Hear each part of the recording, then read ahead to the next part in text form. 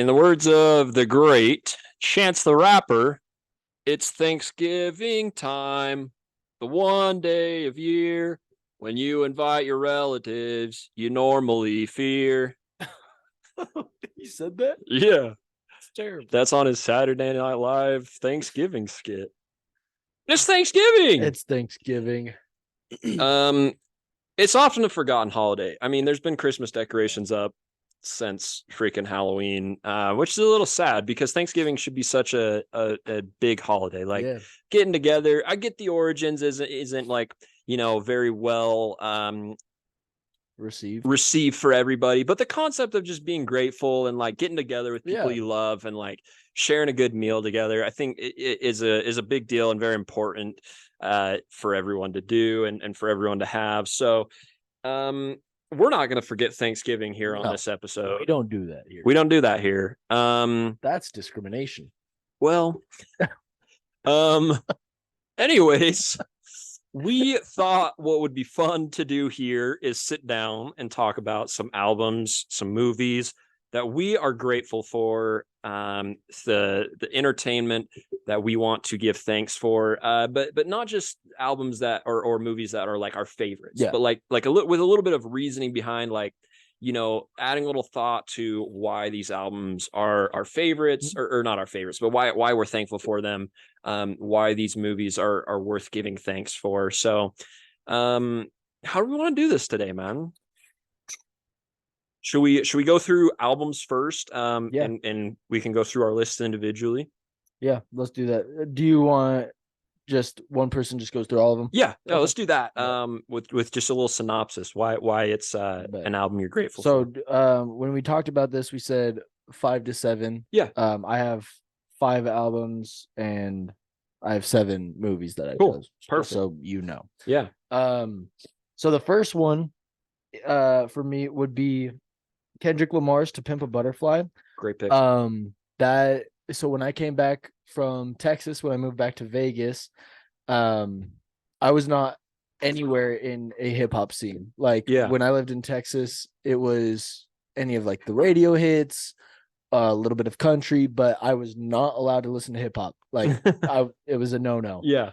And when I came to Vegas, my boy Mikey showed me "To Pimp a Butterfly" and like some of the songs off that, and I just fell in love with hip hop. It was great. And it's still one of my favorite albums to this day. So, awesome. That was the start of that. A great pick.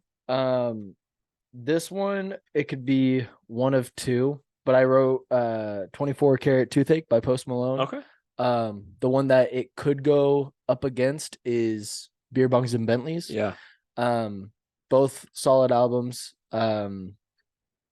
But the reason I chose 24 Karat Toothache was the emotion behind it.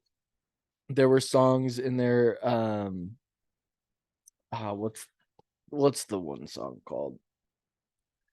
Reputation, Euthanasia.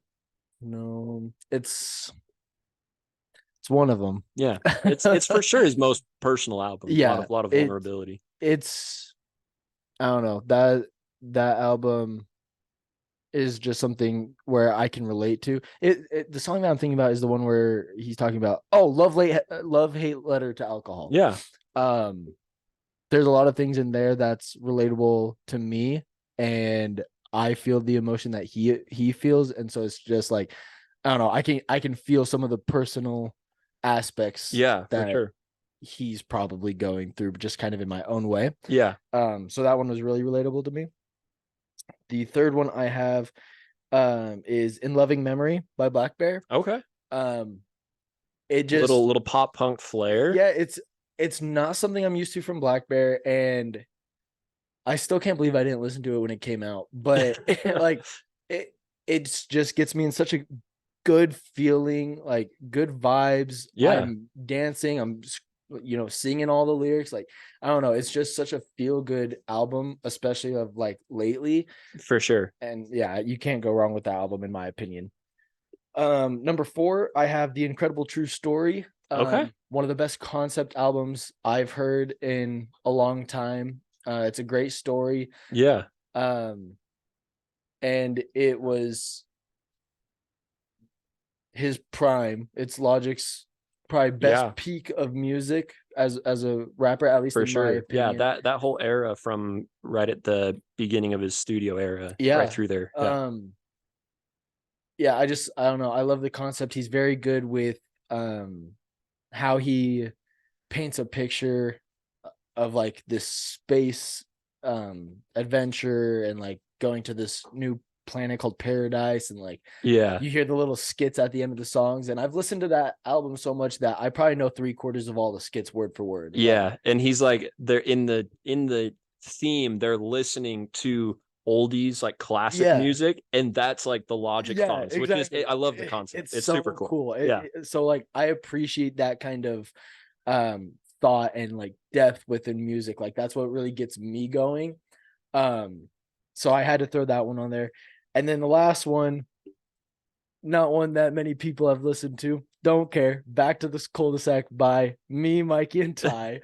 But a lot of fun had on that one. Dude, a lot of fun had. Behind the scenes was so much more fun than actually doing the album. But just so many memories. It's with two of my childhood friends. All of it was just, it was a blast. And for sure, you know, it's like not the end, but like it was the beginning, and like just a blast making it. So that's honestly, like, listening through that, even though you say like a lot more fun had behind the scenes, like I think that for sure translates into the songs, listening to your guys' chemistry on that, and like just hearing the studio sessions, like must have been so fun. Dude. Like to bring all that together. It's a lot of fun. It was so ridiculous. Like they're not even within music, but like during one of the studio sessions, like downstairs our toilet flooded, and like we had to stop doing it to try to figure out how to stop the water. So like it's things like that just made that one, like, I don't know. It was just awesome. A blast. So those are my 5. Super cool. Great picks all around, honestly. And a lot of those I even considered for my own list. I don't think we have any overlap, but some super good picks. I'll start off with my first one here. It's pretty similar to Pimp a Butterfly for you, in why I'm thankful for it, but it's Eminem's Recovery album.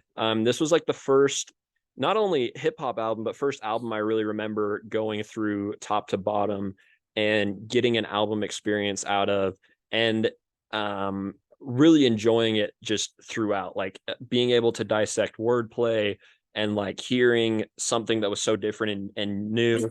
And like, of course, Not Afraid and Love the Way You Lie are like radio hits that a lot of people know really well. But like, even just going through different tracks on there, like So Bad, or just like Cold Wind Blows. Like there's a lot of just tracks that I think are so underrated. But when you look at like his wordplay and the dynamics of it, like it's what made Eminem such a big artist for me when I was, young in junior high and getting into like that style of music. And even though I look back now and like recognize there's a lot more quality in other albums in his discography, it's still one of my favorites to listen to, just because of how many memories it gives me of like, this is what kind of got me into it. And like, I still, even though they're not like his best tracks, they still hold like a soft spot in my heart, absolutely. So I enjoy that one a lot. The next one I have is one of my favorite albums, just as an album sound as well, but it's Coloring Book by Chance the Rapper. And while I think it's, a great album, like I said, it's one of my favorites to listen to, just music quality wise. This album's like really personal to me, because one of the first dates me and my wife went on was to see that concert for that album, cool. with Chance the Rapper. So like, more so than just a great album, which like I'm grateful that I have that album to listen to. It's like a lot of like personal feelings associated with it as well. So super grateful for that one. Next I have 2001 by Dr. Dre. It's some of music's just most iconic beats. Like I can't remember which publication did it, but they broke down like a list of the best rap beats, and like half of 2001 is in like the top 50 or whatever. Like it's such a well-produced album. There's so much memorable content on there, whether that's Still Dre, Forgot About Dre. Like there's just a lot of great quality on there. The hits are like some of the few hits that are like, I don't know, like when you look at an artist's hits, sometimes it's like this is a hit because it's a radio song. Yeah. And like it's only like so popular because it's like very playable on the radio, whether that's, it's hard to think of an example off the top of my head, but like Shake It Off. Well, like more so if you go to like God's Plan by Drake. Like, God's Plan by Drake's a pretty good song. It's not like the best Drake song. It's not his best rap ability. It's just like a very playable radio song, which is why it's so good. But these are like some of the hits where I'm like, these are hits because they're great rap songs, like top to bottom.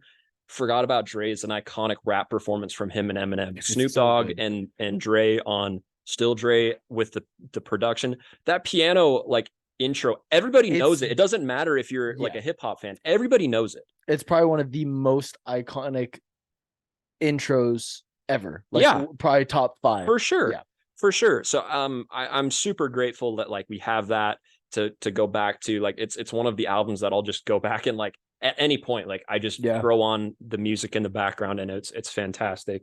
Valid. Next on my list is a little bit more of a well, I guess not super unique. It's a pretty popular album, but it's Awaken My Love by Childish Gambino. The album that came out, I think it was 2017 or 18 with Redbone on it. Yeah. This was one of the first albums that really opened my mind to like experimental sounds or like different production, like something that wasn't just straightforward and like, if it's not lyrical hip hop, it's not good. Like that was kind of my mindset of looking at hip hop, alternative music like that. And this was one of the few albums that like when it came out, I was like, whoa, this is really unique. And I really enjoy this sound. Like, and even though it's really mainstream as far as that stuff goes, it was kind of like the gateway to getting into like being open to more experimental sounds and more unique stuff, which I'm super grateful for because like I love going through a new album now that is very new, like that I haven't heard before. Yeah. And back in the day, like I probably would have been like, it's not for me because it's not like what I'm used to. Yeah, what I'm used to for sure. But like I loved the different vocal styles that he used on it, the unique experimental production, the influence of jazz and soul all throughout it. It's super cool. Even though it's very mainstream, like I said, it was kind of a gateway to being open to more unique, different sounds for me, which is something that's awesome. And the last one is a newer project, and it's Nas's King's Disease. It gave me some of my favorite Nas tracks and moments that are still in my rotation to this day. And like, I think it's also a very influential album for him. Like it really revitalized his career to put him on this great run that he's been on the last 3 or 4 years. But I'm really grateful for it because it catapulted him into that GOAT conversation for me. Whereas before it was like, he's got goated albums of like Illmatic is one of the best albums for hip hop, but it like took him from being like the person behind a great album to being just like one of the best rappers for me, period, which is super fun. I it's like I said, it's still in my rotation. And it like just has a lot of replay value for me. I think even since then he's built into like bigger and better things than just that album with the later sequels to it. But like that being the first album to like take him back on that, into that headspace and path for me with Hit Boy is something that's super cool. So dope. Cool. I like them. We got some solid choices on that. For sure. Let's jump into these movies now. What movies do we have to talk about? So this one was a little difficult because I tried to do what I'm grateful for, and I didn't want them to really be my favorites. Sure. But still, my favorites, just not list-wise. Like obviously a movie that you enjoy watching, it has to be something you can back to. So there's some that's going to be obvious and will line up being both, but the first one that fits that category is The Dark Knight. Classic. It's the reason Joker's my favorite villain. Like, and why I even like Heath Ledger or Batman, or I don't know. That's just one of the best films I've probably ever seen, hands down. Great performances all around. And just my favorite part is Heath Ledger's acting. For sure. So that's my number one. My number two will have to be Avengers. Not only am I just huge on Marvel, but it was one of the biggest crossovers that you'd seen in cinema. It for sure changed the way big movies are made. Right. And now you see team ups all the time, especially when it comes to superheroes. Oh yeah. But even then, like, not just that, but that was one of the movies that me and my family would watch all the time. Like, yeah, that's probably one of the most quotable Marvel movies that me and my family have. Like, we could probably quote 65% of that movie now. For sure. Like, so just great memories, great film, and it set up a lot for future films. Number three for me is going to be Hot Rod. Classic. It's my favorite comedy. Like, there's nothing that beats it. Andy Samberg's hilarious. Me and Jonah love this movie. Me and Ty, like, it's just a classic. Yeah. It brings me so much joy because of just how stupid it is, and like, why is this even a movie? 100%. It's phenomenal. Yeah. I love the chemistry between everyone too. Like, you can tell they're having a blast doing this movie. For sure. For sure. Love that one. Next one is going to be Fantastic Mr. Fox. Wow. A deeper cut for you, I feel like. Oh, absolutely.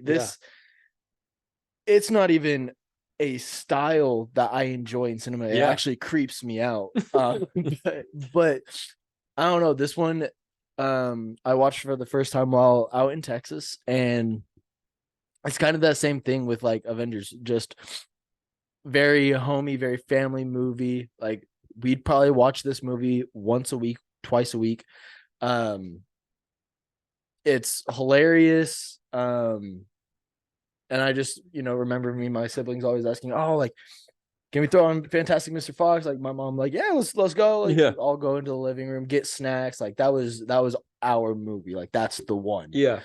The next one is similar to Fantastic Mr. Fox, but it's seasonal, that being Home Alone. Yeah. But it's the exact same thing, just for Christmas. Like, that is our Christmas movie.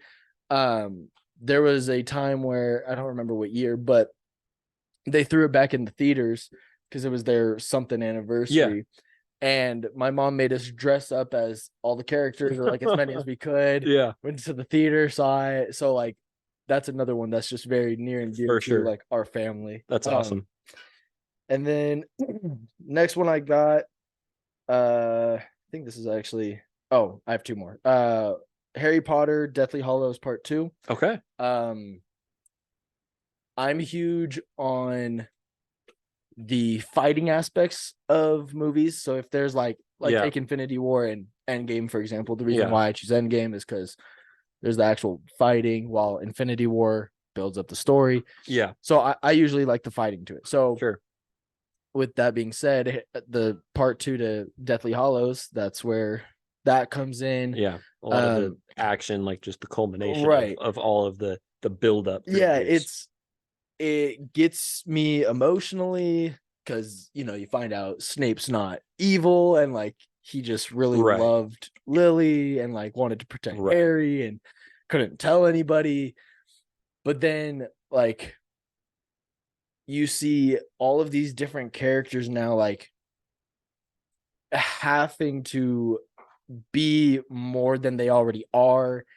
And dude, the Neville Longbottom like character arc is incredible in that film. It just switches like part 1 and 2. Like, you see he's the one that like sets off the explosives on the bridge, so like the snatchers won't get him, and like he's the reason Nagini died, and he does the speech in front of everybody when Harry's supposedly dead. Like, dude is him. He's him for sure. There's just like, there's great character development, especially in that last movie. Lots of emotion. My mom's the reason I even enjoy Harry Potter.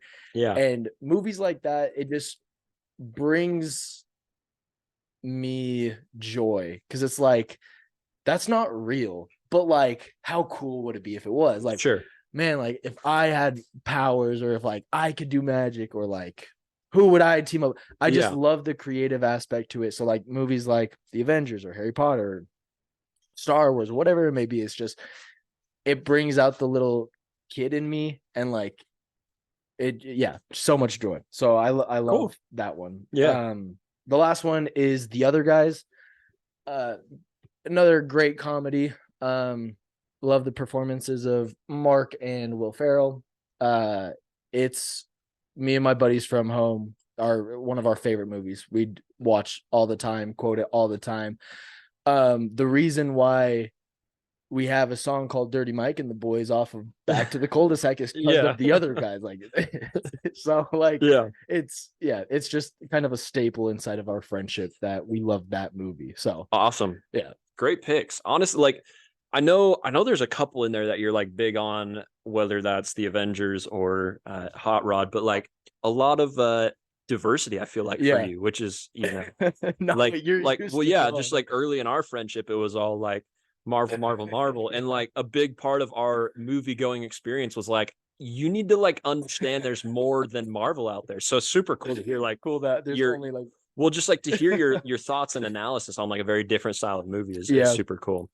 I have a few here, and honestly, just as we're talking, I've thought of a couple more. I'll start off with my first one, and it's Ferris Bueller's Day Off, which is a film I love as it is. But over the years, this has become my sick day movie. And being sick is just like the worst thing in the world. You know my feelings on being sick. So funny. Like, it's literally like my least favorite thing in the world. I hate being sick. I hate not being able to go out and do what I want to do. I hate feeling like I can't get up and do something very well.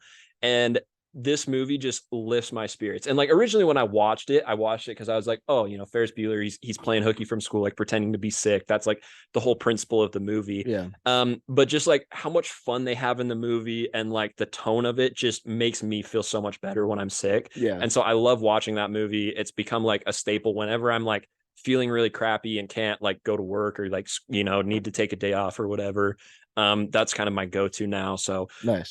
For sure, a movie that I'm really grateful for. Second is actually a film that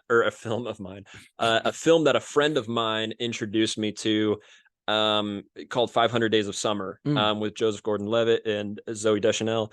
And it's a really interesting movie. Like, it's a rom-com, a lot of funny aspects, but a lot of heartbreak in it too. And like, spoilers, but like, it's old. So like, it's about him dating this girl named Summer, who's Zooey Deschanel, and kind of like how their relationships evolves, and kind of him going from being this place where he's really stuck in life and like not feeling super happy, to like when he meets her and life gets really enjoyable, and like he becomes really happy, and everything that's mundane about his life kind of becomes like really happy, and he like sees in a different light now that he's dating her.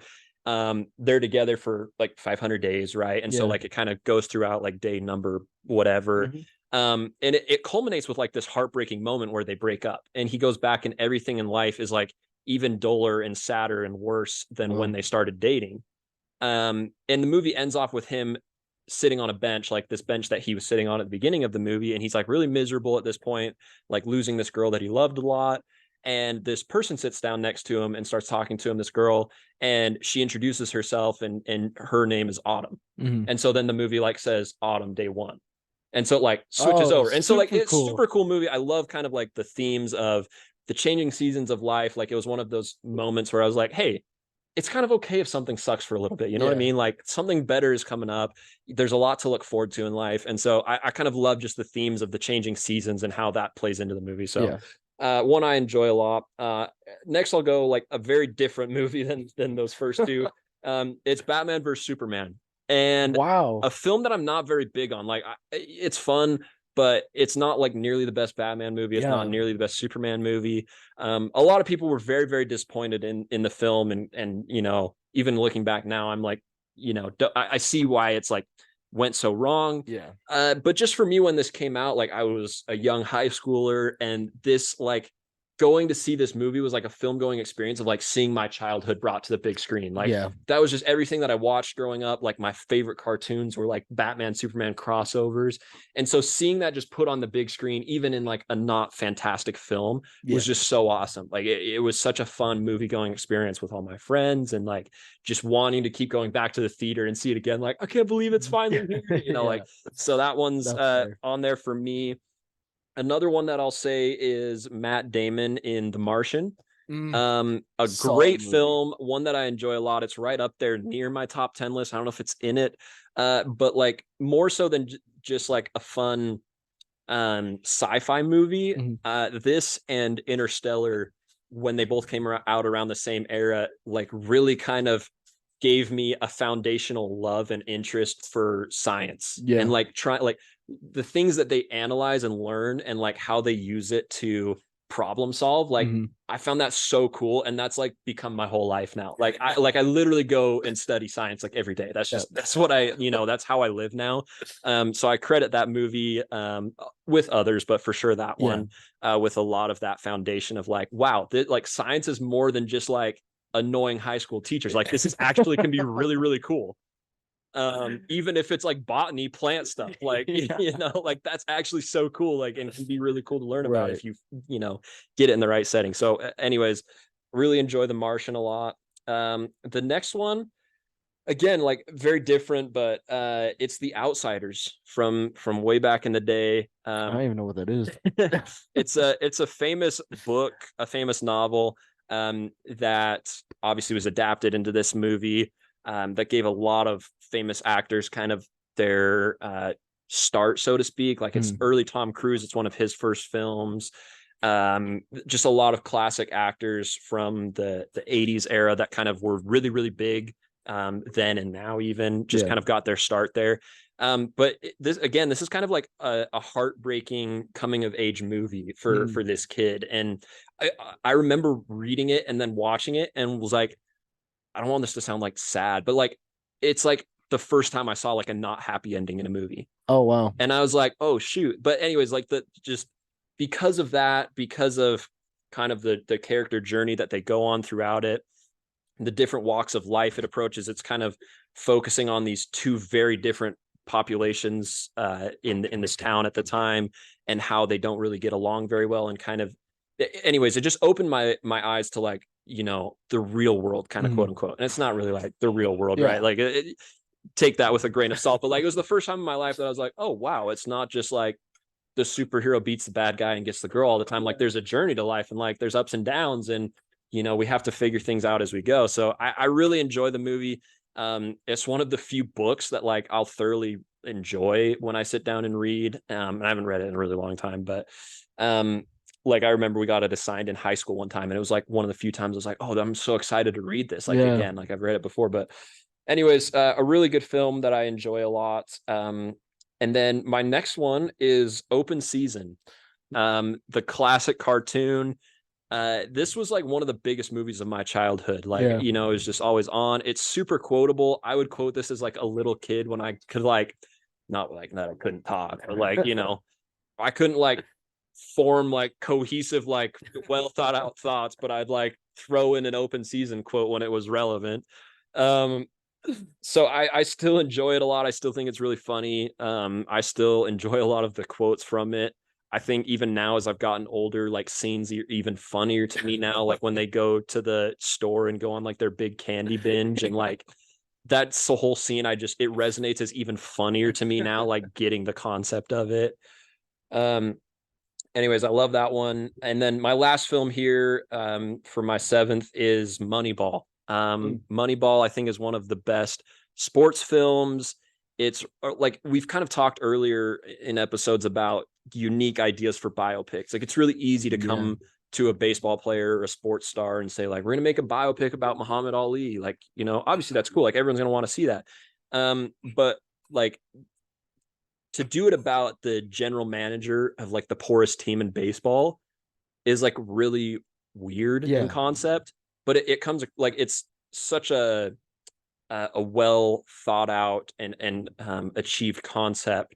And realistically, like the principle here, even though a lot of teams have kind of strayed from the philosophy of this movie. It's done so much for sports analytics, and like you look at the way every sport's done now, it's not like, you know, we're going to trust our gut and let our guys do their thing. It's like, no, what do the analytics say? Like, you know, on this, if we're watching football on this down and distance, do we go for it? Like everybody just leaves it up to the analytics now. A lot of people like don't just trust their gut anymore, which feel how you want about it, but it shaped kind of the landscape of sports today. And so that's my list for movies. I like it. I haven't seen probably half of those, but we'll have to get on them, man. There's some great films in there for you. Yeah, I like it. Well, cool. It's time to eat some turkey. Hang out with the fam, watch some football, eat until we are on the edge of puking, and then take a nap. The Thanksgiving nap hits different. I will say, any of our listeners on here, I'm always grateful for the people that care enough to like hear what we have to say, because we say it time and again, like we would do this if nobody listened to it, just because it's fun for us to do and it gives us a hobby. But like, it's super cool that people like are interested in and want to hear what we have to say, like, even if you listen for 5 minutes. Right. Like I was looking at the analytics, I think like yesterday. Yeah. And we got like 4 plays, but it's never like like only 4. It's always like dude, we got 4 plays. Yeah. It's like, oh, that's crazy. Who's curious to hear our thoughts, you know? Because I mean, like, we don't really pick things based on, oh, is this going to do really well? Like, obviously we'll, you know, if there's something that's interesting that we think people want to hear about, we might lean towards that. But like, you know, even just in our last week, we were talking about like, should we do the Kid Leroy or the new Meek Mill project? And we were like, our demographic would probably care more about like Meek Mill and Rick Ross, but we were like, I'm more interested to talk about this Kid Leroy album. So who actually cares about Meek Mill and Rick Ross? Not me. Yeah. So, I mean, I'm always grateful for that and for being able to do this with you every week. It's always a blast, man. I agree. Well, cheers. Happy Thanksgiving. We have some exciting things coming up in December that we will get to soon. And that won't change. Yeah, because that's not dependent on release schedules. Exactly.